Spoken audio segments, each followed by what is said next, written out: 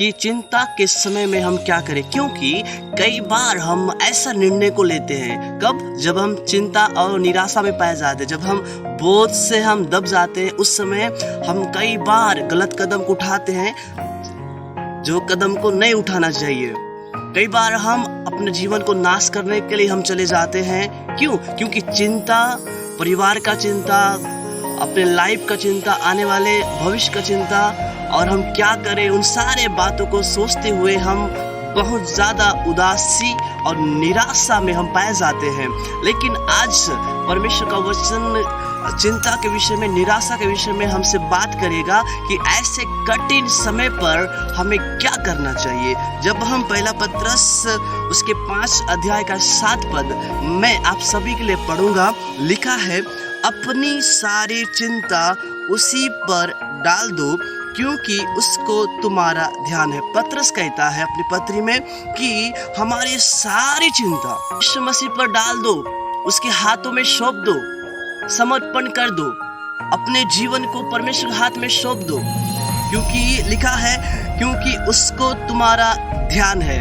आमीन। इसका मतलब मेरे प्रियो, हो सकता है आपके परिवार के लोग आपको ध्यान नहीं दे रहे होंगे, गांव के लोग, समाज के लोग, रिश्तेदार आपको ध्यान नहीं दे रहे होंगे, लेकिन बाइबल क्या बतलाती है? पत्रस कहता है अपनी पत्री में, क्योंकि उसको तुम्हारा ध्यान है, आपका ध्यान है, आपको ध्यान करता है, चित लगाता है, आपको देखता है, आपके उन आंसू को देखता है, उन व्याकुलता का मन को देखता है, वो टूटा हुआ मन को देखता है कि आप किस हालात में पाए जाते हैं, आप किस विषय में चिंता कर रहे हैं, किस लिए निराशा में हैं, किस लिए आप आंसू बहा रहे हैं। वो प्रभु आपके हर एक चीजों को जानता है। इसलिए पत्रस कहता है, अपनी सारी चिंता, अपनी सारी बोझ यीशु मसीह के हाथों में सौंप दे।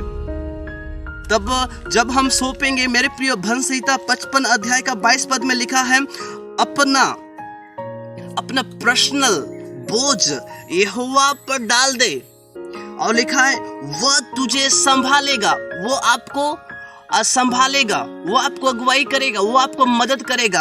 अपना बोझ यहोवा पर डाल दे। जो कुछ भी चिंता, जो कुछ भी बोझ है, जो भी आप परेशानी आप गुजर रहे होंगे, जो कुछ भी दिक्कतें होंगे, उन सारे परेशानी को, सारी चिंताओं को, सारे निराशाओं को, सारे बातों को यहोवा पर डाल दे। वो जब आप डाल देंगे, जब आप अपनी चिंताओं को प्रार्थना के साथ परमेश्वर के हाथों में सौंप देंगे, तब वो तुझे संभालेगा, वो आपको संभालेगा। और लिखा है, वह धर्मी को कभी टलने न देगा। आमीन। वो आपको गिरने नहीं देगा, वो आपको टूटने नहीं देगा, वो आपको बिखरने नहीं देगा, वो आपको मदद करेगा। क्योंकि जब हम यहोवा से हम प्रार्थना करते हैं, हमें सहायता यहोवा की ओर से मिलता है, वो मदद करने के लिए आपके पास आएगा।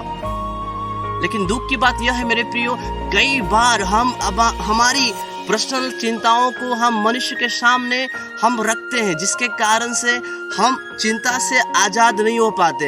लेकिन जब आप सभी अपनी चिंताओं को, अपनी निराशाओं को, अपनी परेशानियों को परमेश्वर के हाथों में सौंपेंगे, जब उसके हाथों में अर्पित करोगे, समर्पण करोगे कि प्रभु तू ही संभाल, तू ही अगुवाई कर, तू ही मदद कर, तू ही सहारा बन, तब परमेश्वर आपको संभालेगा।